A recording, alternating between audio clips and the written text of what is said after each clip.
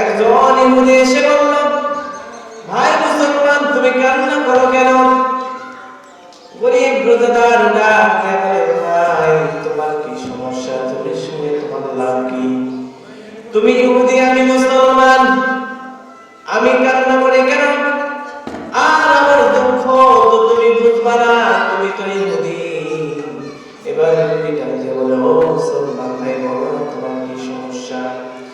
এবার মুসলমান ভাই বলে, এত করে যেহেতু বলতে চাচ্ছে তবে আমার সমস্যা কি? আমি রোজাদার, আমার স্ত্রী রোজাদার, আমার সন্তান রোজাদার, কিন্তু তাদের মুখে যে কিছু তুলে দিব এইরকম সামর্থ্য আমার নাই। এক মুসলমান ভাইয়ের কাছে চলে গেলাম, ওকে এক মুসলমান চলে, এই মুসলমানকে বলি, বলল ভাই তা তোমার সমস্যা কি?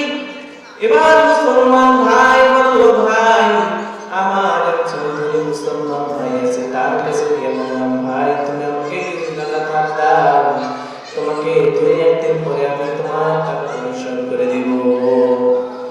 ইয়ার পর মুসলমান আমাকে তো টাকা দিল না, বরঞ্চ বাড়ি থেকে দূর দূর করে তাড়িয়ে দিল।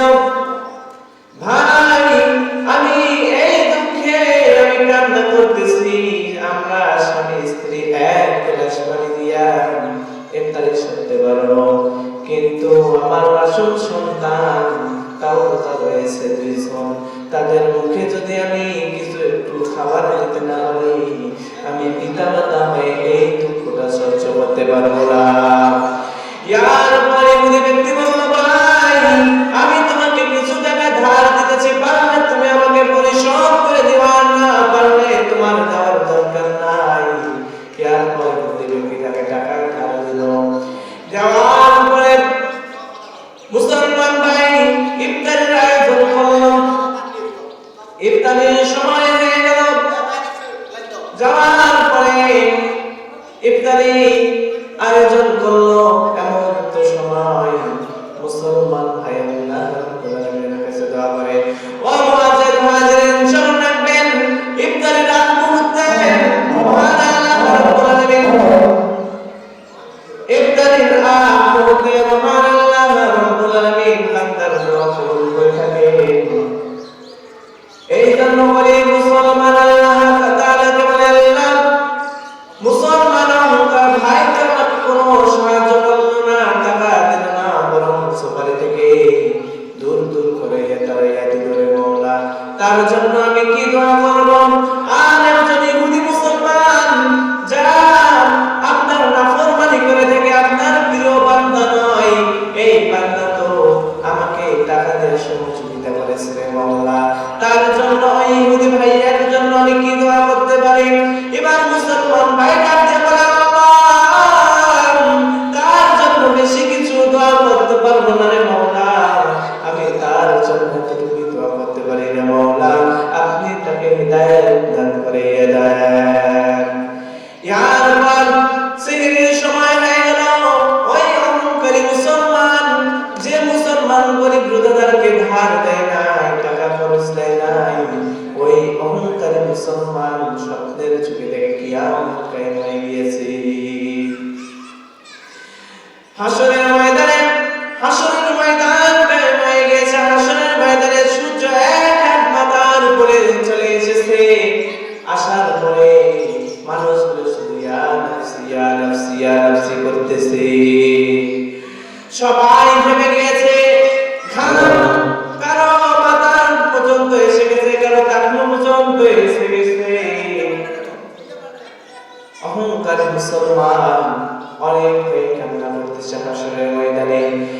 একবার হাসরের ময়দানে দেখে, হাসরের ময়দানে এক কিনারার মধ্যে একটা বিল্ডিং, অট্টালিকা স্বর্ণ দ্বারা তৈরি। ওখানকার যে ফেরেশতা একজন আছে, ফেরেশতাকে বলল, ফেরেশতা এই ঘরে তুমি আমাকে একটু প্রবেশ করার মতো জায়গা দিয়ে দাও, এই ঘরে তো আমার সহ্য হচ্ছে না। এবার ফেরেশতা যাকে বলে, ও অহংকারী মুসলমান, তুমি কি জানো না এই ঘরের দেওয়ালের মধ্যে কি লেখা আছে? এবার অহংকারী মুসলমান ভাই বলে, আমি তো দিলাম। এবার ফেরেশতাকে বলল, ফেরেশতা তুমি বলো না এখানে কি লেখা আছে।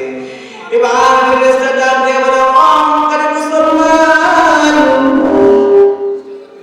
ও অহংকারী মুসলমান, এইখানে লেখা রয়েছে যে ব্যক্তি দুনিয়ার জমিনে কোন মুসলমানকে টাকা দিয়ে সহযোগিতা করবে, এই মুসলমানের জন্য মহান আল্লাহ রাব্বুল আলামিন এই ঘরটিকে প্রস্তুত করে রেখেছেন।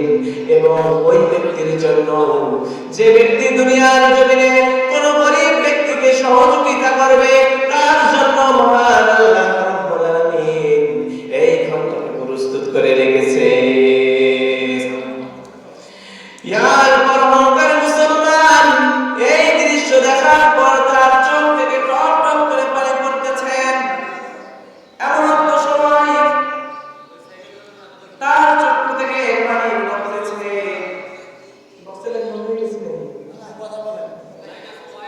ইয়ার পর চোখ থেকে বেবি পানি পড়তেছে। এমন তো সময় অহংকারী মুসলমান ঘুম থেকে জাগ্রত হয়ে গেল। ফজরের নামাজের পর দৌড়তে রোজাদার গাড়িতে গিয়ে বলল, ও মুসলমান ভাই, তোমাকে কত টাকা লাগবে বলো, আমি তোমার সমস্ত টাকা দিয়ে দেব। কত টাকা তোমার প্রয়োজন? গরিব রোজাদার বলে, আমার 1 টাকাও লাগবে না, তোমার টাকা নিয়ে তুমি চলে যাও। ইয়ার পরমকার মুসলমান ডাক দিয়ে বলে, ও মুসলমান ভাই আমার, তুমি তো কালকে টাকার জন্য আমার কাছে চলে গিয়েছিলাম, তো তুমি টাকা কই পাইলা, আর এখানে তুমি কিভাবে বলবা? ইয়ার পর গরিব রোজাদার ডাক দিয়ে বলে, ও মুসলমান, তুমি তো আমাকে টাকা দাও নাই, টাকা দিয়েছে ইহুদি। বলে যে ইহুদির বাসা কোথায়? বললো ইহুদির বাসা পাশের গ্রামে। খোঁজে খোঁজে ইহুদির বাড়িতে চলে গেল, গিয়ে বলল, ইহুদি তুমি বাসায় আসনি? বলে যে ভাই আমি বাসায় আছি। বলে যে এদিকে আসো, সত্যি আসো, এদিকে আসো, এদিকে আসো। ইয়ার পর ইহুদি ব্যক্তিকে ডাক দিয়ে বলল, তুমি মুসলমান গরিব রোজাদারকে কত টাকা ধার দিছ? সমস্ত টাকা আমি তোমাকে দিয়ে দিতেছি। এবার ইহুদি ব্যক্তি বলে, আমি তো ওই মুসলমানকে টাকা ফেরত নেওয়ার জন্য দেই নাই, আমি টাকা দিয়েছি এবং তাকে বলছি, ভাই পারলে তুমি আমাকে টাকা পরিশোধ করে দিও, আর না পারলে তোমাকে টাকা দেওয়ার দরকার নাই, আমি তো টাকা ফেরত নেওয়ার জন্য মুসলমানকে ধার দেই নাই। ইয়ার পর অহংকারী মুসলমান ধনী ব্যক্তি বলতেছে, না না, তুমি ওই গরিব রোজাদারের টাকা আমার কাছ থেকে তুমি নিয়ে নাও, তার টাকা আমি দিতেছি। ইয়ার পর ওই ইহুদি ব্যক্তি ডাক দিয়ে বলে, ও মুসলমান ভাই, এত পাগল হয়েছে কি জন্য? এই পাগলটা যদি তুমি কালকে হইতাম, তাহলে হাসরের ময়দানে স্বপ্নের যুগে তুমি যে ঘর থেকে দেখছো, ওই ঘরটা তুমি পেয়ে যাইতাম। ইয়ার পর তার মুসলমান আশা চলে যায়। স্বপ্নের যুগে স্বপ্ন দেখলাম আমি, আর এই ইহুদি কিভাবে জানলো? স্বপ্ন দেখলাম আমি, ইহুদি জানলো কিভাবে? স্বপ্নে আমি ওই বিল্ডিং দেখেছি, ইহুদি ব্যক্তি জানলো কিভাবে? ইয়ার পর ইহুদিকে ডাক দিয়ে বলল, ইহুদি ভাই, তুমি কিভাবে জানলা যে স্বপ্নে আমি ওই ঘরটিকে দেখেছি? ইয়ার পর ইহুদি ডাক দিয়ে বলে, ও মুসলমান ভাইরা, আর ইহুদি বলে, আমাকে গালি দিও না। বলেন মুসলমান অহংকারী ব্যক্তি বলে, ভাই কেন তোমাকে আমি ইহুদি বলবো না, তুমি তো ইহুদি। ইয়ার পর ইহুদি ডাক দিয়ে বলে, ভাই না না, আমি আর ইহুদি নাই, মহান আল্লাহ রাব্বুল আলামিন আমাকে ইহসান করেছেন।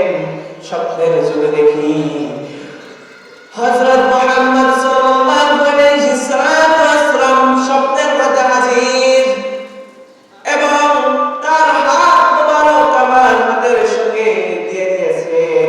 আমাকে এরকম হাত বাড়াই দিয়ে বলতেছেন, ইহুদি ভাই, ঘুম থেকে ওঠার ঘুমাইও না। আমি ঘুম থেকে জাগ্রত হলাম, স্বপ্নের যুগে দেখি হযরত মুহাম্মদ সাল্লাল্লাহু আলাইহি ওয়াসাল্লাম আমার কাছে হাজির, এবং আমাকে বলতেছেন, একবার মধুর কালিমাটা বলো না, লা ইলাহা